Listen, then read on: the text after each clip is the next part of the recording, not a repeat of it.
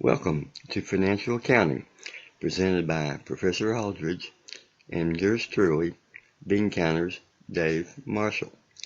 A sincere thank you goes to Professor Aldridge for allowing me to present his excellent lecture series on financial accounting. The lectures break accounting down into small and easily digestible bites. Buckle up and enjoy the ride.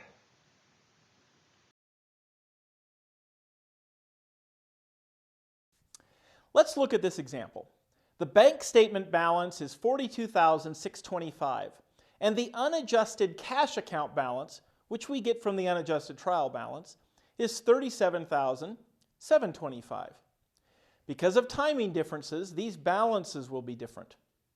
Looking at the two, can you tell which one is correct? No, actually you can't. And in fact, that was a trick question, because it's likely that our actual cash balance is something different than either of those numbers. The focus of this video will be how to reconcile the bank statement balance. To determine if something reconciles the bank side, I often think of it in these terms. It's stuff the book knows about, but the bank does not. The three most common items are deposits in transit, outstanding checks, and bank errors. So let's enter the bank statement balance into our bank side reconciliation form. Now let's figure out if we have any deposits in transit. This slide shows the total cash receipts recorded by the company include a $36,500 deposit recorded on November 30th. However, the bank statement balance does not show this deposit.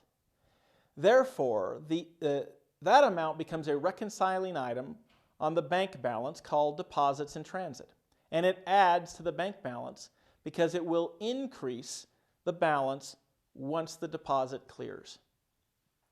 Another example of something the book knows about that the bank does not are checks written but not yet cleared the bank.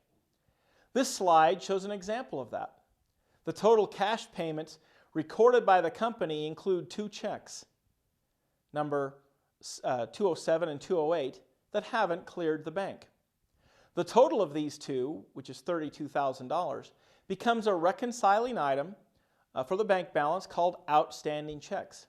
And it deducts from the bank statement balance because it will decrease the balance once they clear. The final item that reconciles the bank statement balance are bank errors.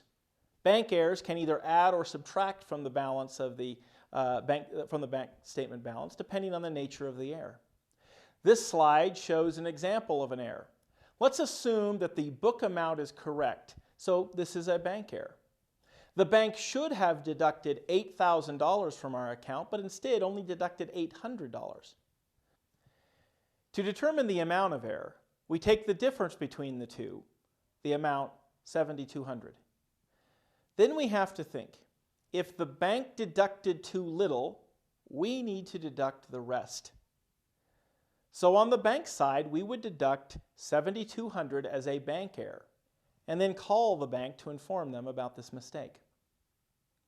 To recap how to reconcile the bank side, we take the bank statement balance plus the deposits in transit minus the outstanding checks plus or minus any bank errors to arrive at the adjusted cash balance. When we compare the bank side adjusted cash balance to the book side adjusted cash balance, they should be the same. To learn how we arrived at the adjusted cash balance for the book side, I would encourage you to watch that video example.